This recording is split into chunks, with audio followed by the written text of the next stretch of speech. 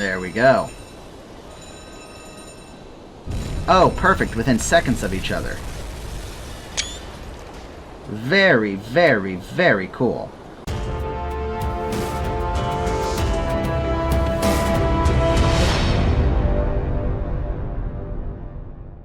Alrighty, everyone, at long last, we are here with episode 6 of Uboat, where I will attempt to show you how to use the map controls and the map tools to prosecute a target and launch a torpedo that hopefully hits whatever you're shooting at. So without further ado, let's jump in to where we left off.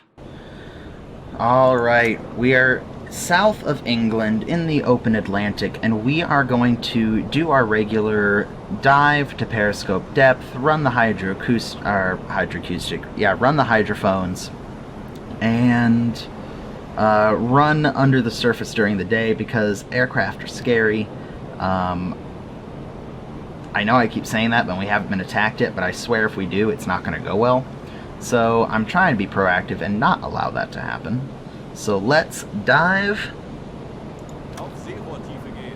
and we will see if we can't pick up a convoy or something to shoot at here on the way to our patrol sector. Alright.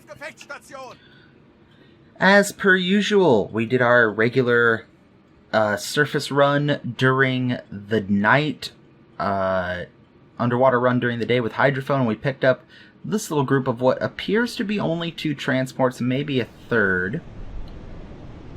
And we will just have some fun with this one. We'll take some time, and I was going to do this in one of the previous episodes, but it was just so long and there were so many ships in the convoy that it was going to take forever. I am going to run through a little bit more in detail on how to line up targets using the map tools and the manual targeting. So, let's unpause time. Let's assign Newman to his radio, and we can assign, or we can let our friendly base know that we have spotted transports and plan to sink same. We have a third transport just pop up.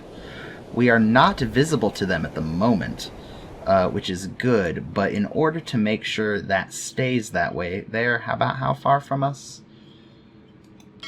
Oh, they're 9 kilometers away from us. Oh yeah, they can't see us at all. In fact, if we were to go to graph here and go to manual mode and try to swing around to see these guys, I don't even know that we'd see them. In fact, are we going toward them? Oh yeah, they're off the starboard bow here, so let's see if we can even see them. Oh, we can. Look at that. We must be at 8 times zoom then, because we shouldn't be able to see them from this far away, but we can. So we can start prosecuting at least what they are from back here. To start making our way toward these guys, we're going to do it under electric motor, or a diesel motor first, so we can charge our electric batteries. We're going to run our diesel compressor as well. So we're just going to do that, get our battery power back up here. Unless we start getting visually spotted by these guys, which we shouldn't.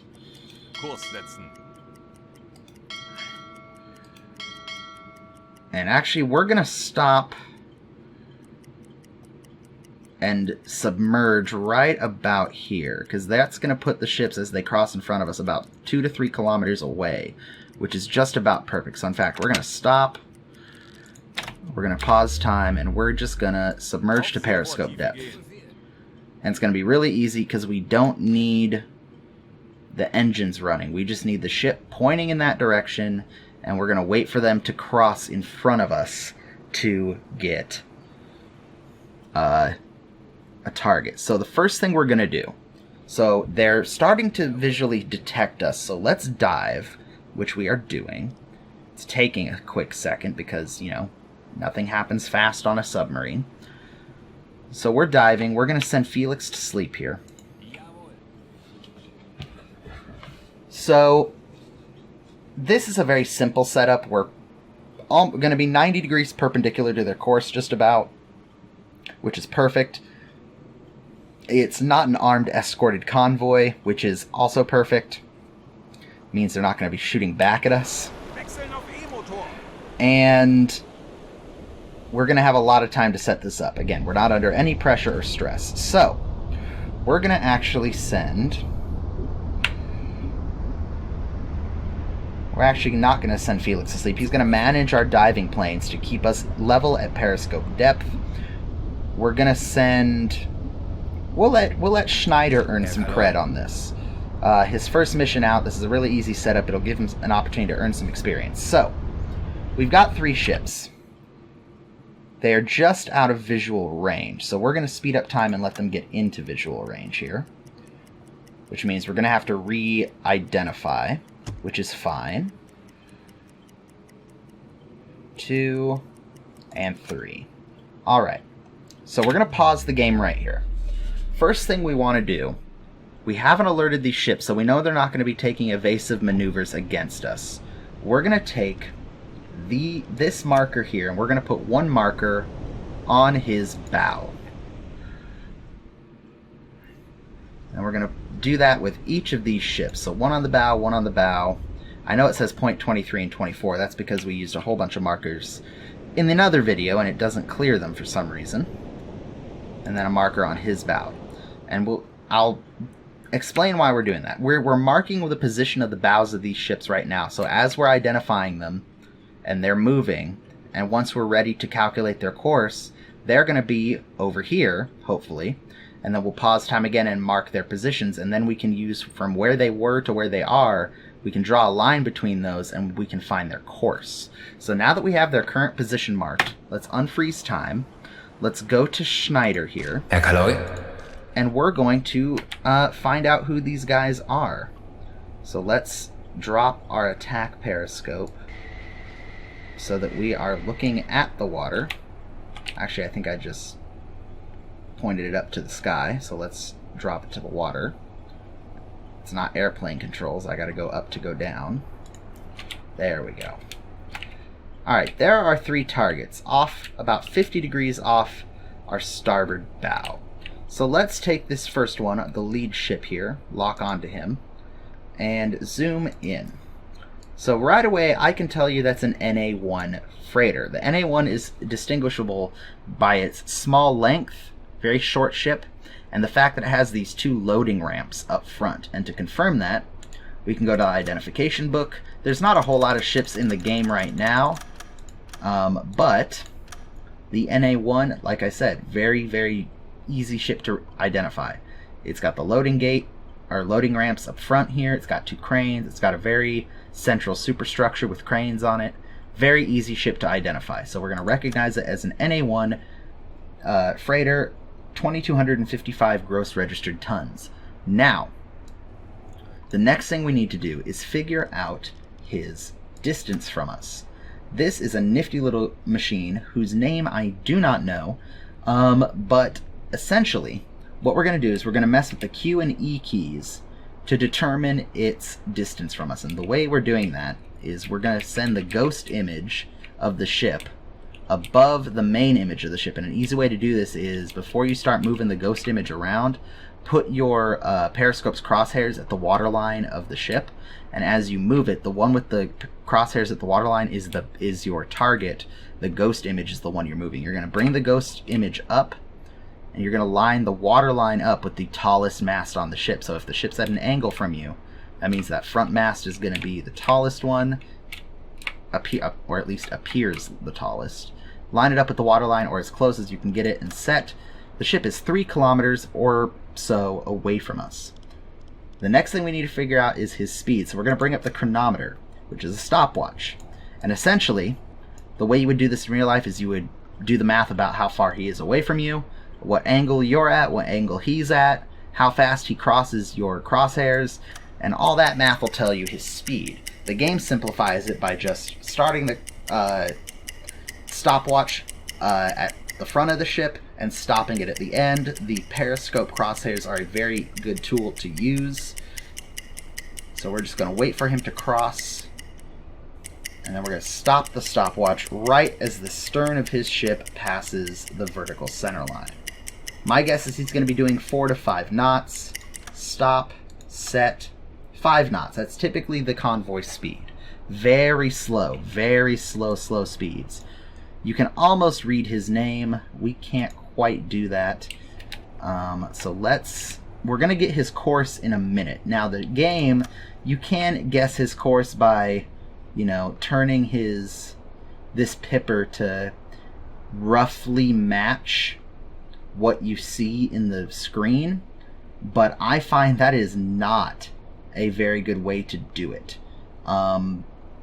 Because it's so subjective of, is he that angled, that angled, that angled? It's not easy to tell. You can make a good educated guess, but I've had so little success doing it this way that we're not going to do it that way. So, that's the lead ship. Let's go to the next one. This guy is also a freighter, not a military vessel. This should be an Empire Explorer. The Empire Explorer is really easy distinguished.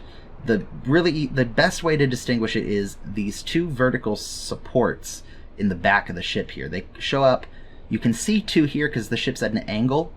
It's sailing not perfectly square perpendicular to us, but from a perfectly flat 90-degree appearance like this silhouette shows, this are those 2 vertical supports. So that's a really easy way to identify the Empire Explorer class. 1 single funnel, 2 cranes, and these supports in the back. That is going to be your big identifier. So that is an Empire Explorer. 4,310 gross registered tonnage. I don't know why we didn't lock onto that. Recognize. That's not an F class. That's weird. Empire Explorer. Distance from us, same thing as before. Can we zoom back in, please? Okay, no we can't. Let's try this again. There we go. Oh, yeah, right click. Okay. See, I'm still learning the controls of this game. I didn't know you could right click to do that. So we're going to go up. The mast that appears the tallest, we're going to line up with the waterline of the ghost outline. What the heck? Lock. Set. I don't know why. I don't know why it keeps deselecting the ship. It's kind of a pain in the butt, honestly. Actually, I have an idea as to why. Yeah, I see. This guy is tired. That's why. So he lost his view range. So let's quickly swap him out with Kohler. Alright, we had to swap out the gentleman controlling our periscope because he was getting too tired and we were actually losing visual contact with the targets. So we're going to swing our periscope around. Make sure we still have information on this guy. Yes. We're going to find information on this guy. Back where we left off, he is an Empire Explorer. He is, I don't think 5 kilometers is correct, honestly.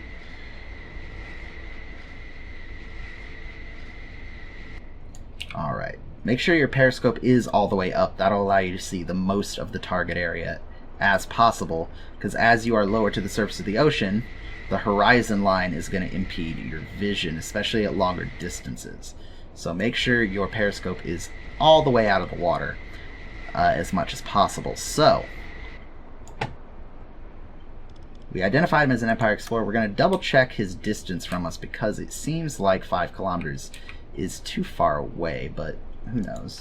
4 kilometers, that seems more reasonable. His speed.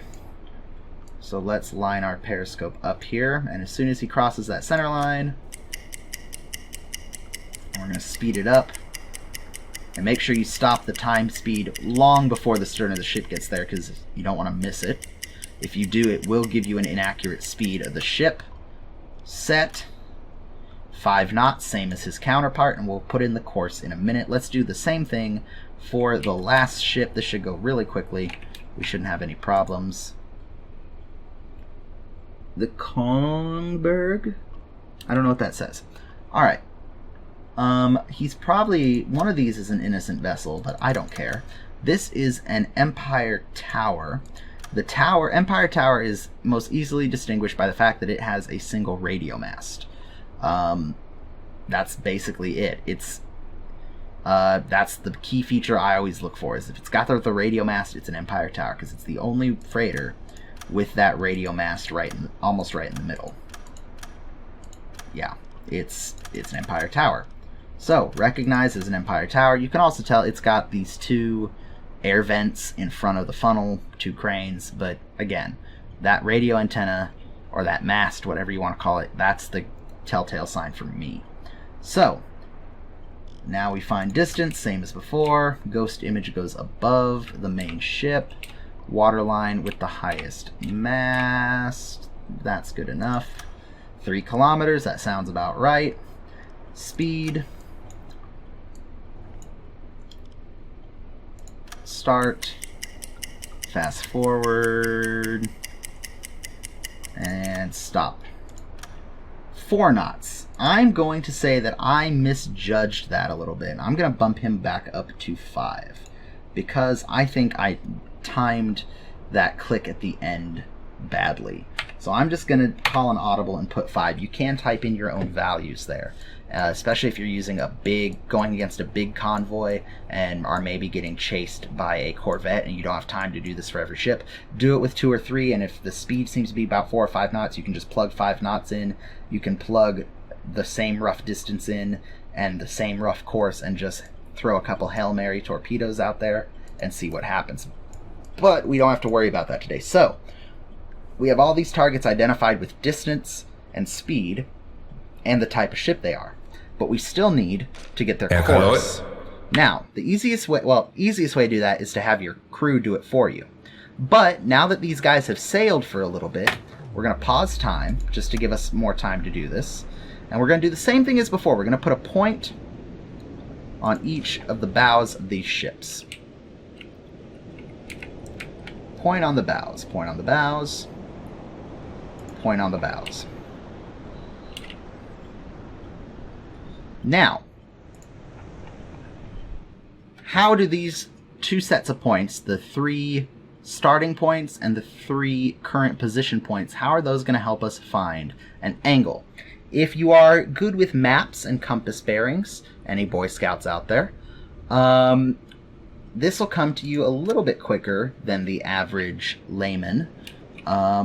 First thing we're going to do is we're going to take a ruler tool, and very carefully we're going to find a grid intersect point here, and as accurately as we can line it up, and we're going to draw a north-south line from one grid intersection straight down the line of bearing here to another grid section. And it should snap, I mean, it won't snap, but it should kind of click into position when it's perfectly straight.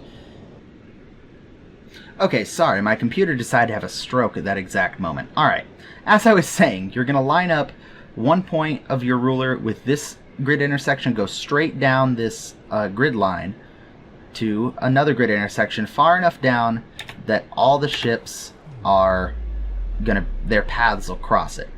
You'll see what I mean in a second. So that is now a north-south, 0 degrees up, 180 degrees down, and for those of you who are not aware, 0 degrees up is also 360 degrees north, and that'll be important in a second. So, what's the purpose of this north-south line? This north-south line is going to give us a reference as to where 0 degrees and 180 degrees are. That is going to be important because we are going to draw lines from each point to their respective partner. So they're in a convoy formation, so this kind of L-shaped right angle shape here, L-shaped right angle shape here.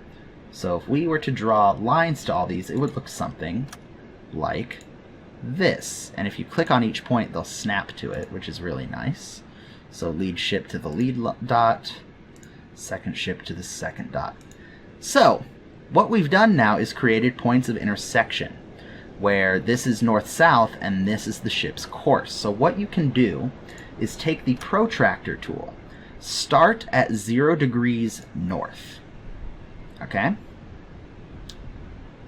Actually, we can do this 2 ways. I'm going to do this I'm going to do it this way first. So we're going to come down from 0 degrees north, or 360 degrees north, down to this point right here. And you're going to get it as close to lined up as possible. It's, you know, you're working with selecting the perfect right pixel. You're never going to get it exact, but get it as close as you can.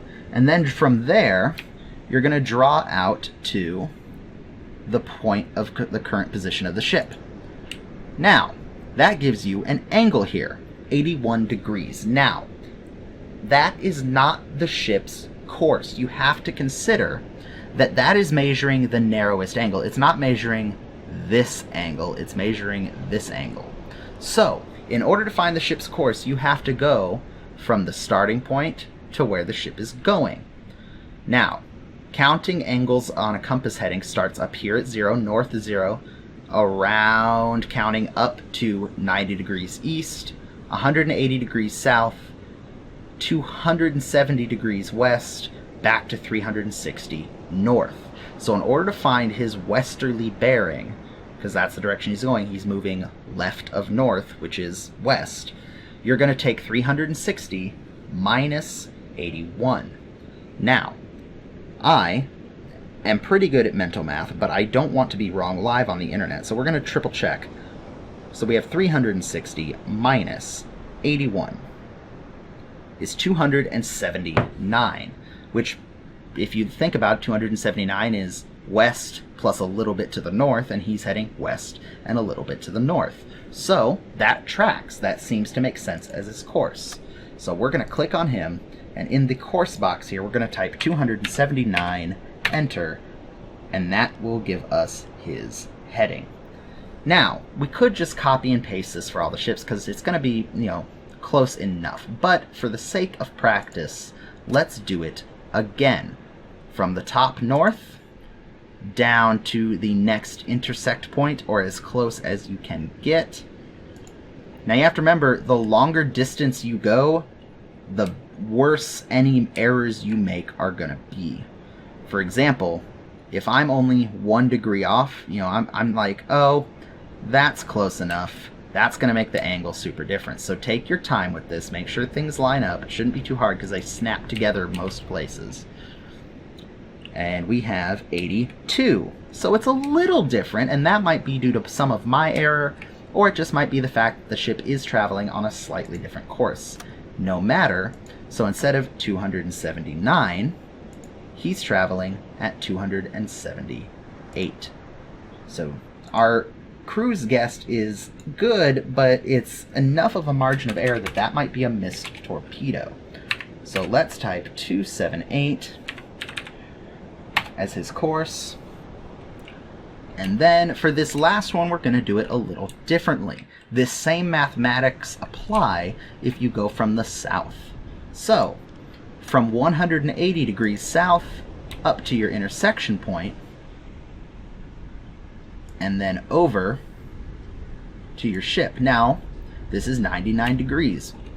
An easy thing to remember is if you are doing a counterclockwise from your starting point to where the ship is, anything that moves counterclockwise is going to be subtracting. You're subtracting from your start point. So 360 minus 81 or 82 to get these ships' course. From here, we went from south clockwise to our ship's position. This is going to be adding.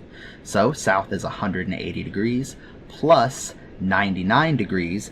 Guess what? That's 279 degrees. 180 plus 99, 279 degrees, and that tracks with where his two compatriots are going. So, you can use the math tools to find the course of your ship. And because you can pause the game, or super slow down the game, if you're new to it, you're actually technically doing it faster than your crewman could because you've frozen time and done it. You're kind of like the Flash. You can do it so fast that these guys don't even know what happened.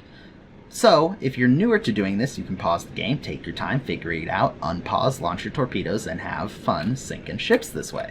If you want to give yourself a challenge, do it in real time. So you have to do it as the ships are actively moving. Now, once you torpedo a convoy and they start to evade you or ships start to attack you, it's going to be a lot harder to do this because their course and speed are going to be changing to avoid torpedoes.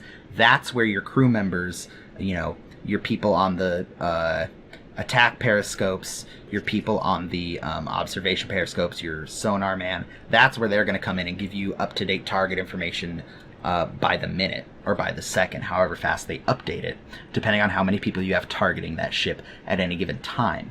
So, you have these ships targeted, you have their courses inputted. In fact, let me do that before I forget. 279. Alright. So, you have their distance, you have their speed, you have what type of ship they are, and you have their course. You don't need to worry about that number anymore. That 34% is how accurate your crew's estimates are. They do not apply to you. I don't believe. And I say I don't believe because I have not had enough failures with this number being below, say, 80% or 50% like this to say that you need to wait for this number to say 100. That's just telling you how accurate the crew's guess is. 100% accurate is still not 100% accurate. It may be off by a few degrees. It may be off by a few hundred meters. In distance, it's not perfect. I've had 100% accurate torpedoes miss. So, it's a little bit more fun and a little bit more challenging to do it manually. So, you've got all this figured out. You could erase all this right now if you wanted to. Doesn't really matter. You've got their course, you've got their speed, you've got their distance. You are ready to launch torpedoes. Now, luckily, all my torpedoes are preheated and ready to go. Typically, what I like to do, let's say this Empire Tower here. Is that my Empire? No, this is my Empire Explorer. Let's say my Empire Explorer was the lead ship of the convoy. This is the ship that I've been instructed to sink. These other two are merely targets of opportunity. I will typically launch 2 at the main target and 1 each at the secondary target. Since these aren't mission objective targets, I'm just going to launch 1 each. Now, you could just launch 1 flood tube, launch 1 flood tube, launch 1, but we're going to try something a little different here.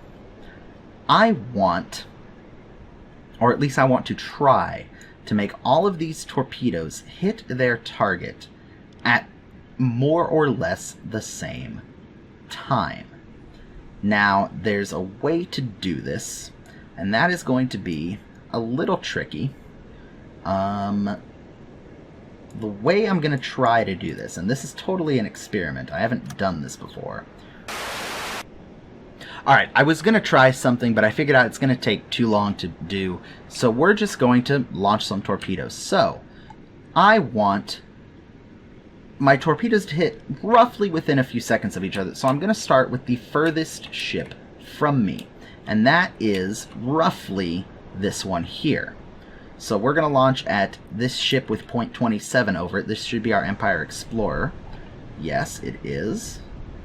Let me confirm that before we go any further. Go away. Alright, yeah, the Empire Explorer. So we're going to open our torpedo launch menu. We're going to flood tube 1, unpause so that it actually floods, and we're going to keep it in real time for the rest of this. Alright, tube 1 flooded, fire. Now, you have to exit the torpedo launch screen before you switch ships, which is good. Because what would happen is, if you didn't do it right, it would launch all the torpedoes you had flooded at whatever ship was selected. You can't launch one torpedo. You can't flood all 4 tubes and then launch one at a time. So you have to change ships before flooding and launching. So it's kind of forcing you to by exiting the torpedo screen before you switch ships. It's reminding you, hey, stupid, you need to do this. Alright. So torpedo 1 is away, heading for this ship. We're going to launch torpedo 2. Exit. Select the Empire Tower. Flood tubes. And launch again.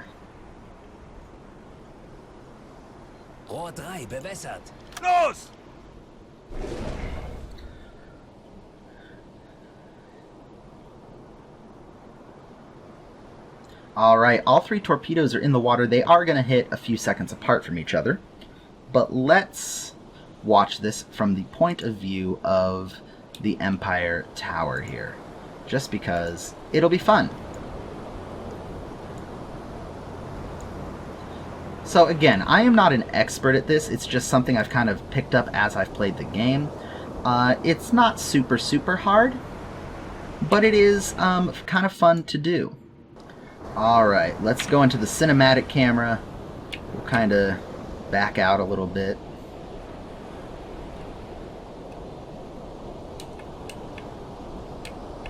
You can't really see the torpedoes, so we're just going to see an explosion happen here any moment.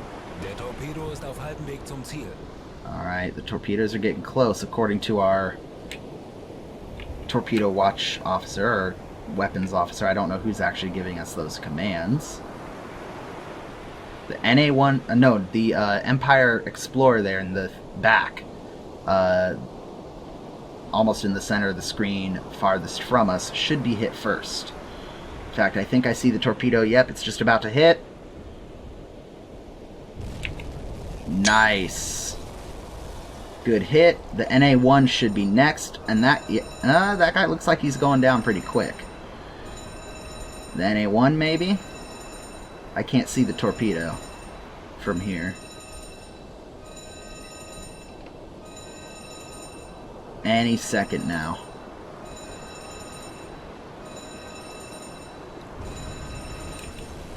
There we go. Oh, perfect, within seconds of each other.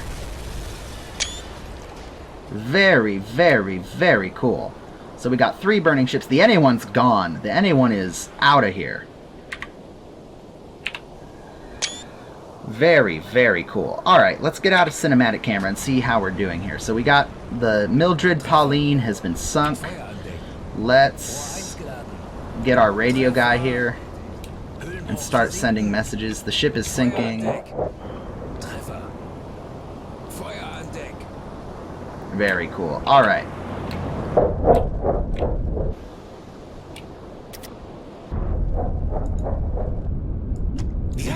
The SS Orkla has been sunk. Good. And now we're just waiting on the Empire Tower, which is going down slowly but surely. Let's surface the boat. Let's bring our speed up and let's head for the wreckage area, see if we can salvage anything, and then we'll get on our merry way. Alright, so we came close to the wreckage. The Empire Explorer here is refusing, or the Empire Tower, Empire Explorer. The Empire Tower has the radio mast. The Empire Tower is refusing to sink, so we're gonna entice it a little bit with our 88 millimeter deck gun here. So let's get Graf to that position.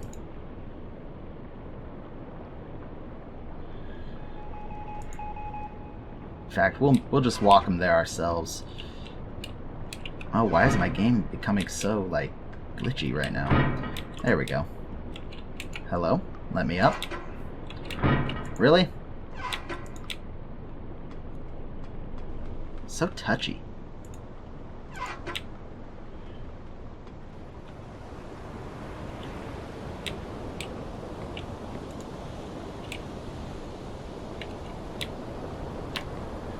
Alright. Let's see if we can entice this gentleman to sink. Let's put a high explosive round right back here.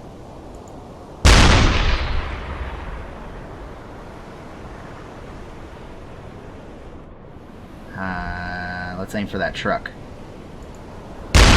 Bam! Nailed it. But it didn't do anything. Trying to either light a fire or something. I think that may have done it. Yeah, it looks like he's settling further into the water. One more for good measure. I think he's going down. Yep. The Gunborg has been sunk. Let's report it as such. Are there any things we can salvage? Nothing from the Gunborg. Nothing from the SS Orlan. Lots of stuff from the NA1. Let's go pillage the village, if you will. Empty. Empty. And empty. Alright, well that was worthless. Anyway, well, we sunk 3 ships using the map tools. I hope this was helpful. Maybe. Hopefully we can do it a little quicker next time. I'm glad I actually had the opportunity to explain it. But yeah, sinking ships using the map tools, it's kind of fun. Put your math and map skills to the test. Well, with that said, I think I'm going to end this video here. This recording is actually going to probably be split into 2 videos. I don't know that I can cram these 2 together and not have it be an hour long. But hey, such is life. My name is Anthony. Thanks for watching. I hope this was helpful. If you liked it, please, hit the like button. If you want to see more videos like this, hit the subscribe button. Leave me a comment. Talk to me down there. I really do enjoy it when people do that. I'm getting the Twitter back up and running. Haven't used it in a while, so go follow me there. All the other obligatory things I'm supposed to say as a YouTuber should be said now. I don't know what all of them are still, so we're just gonna go with see you guys in the next video. Have a great day.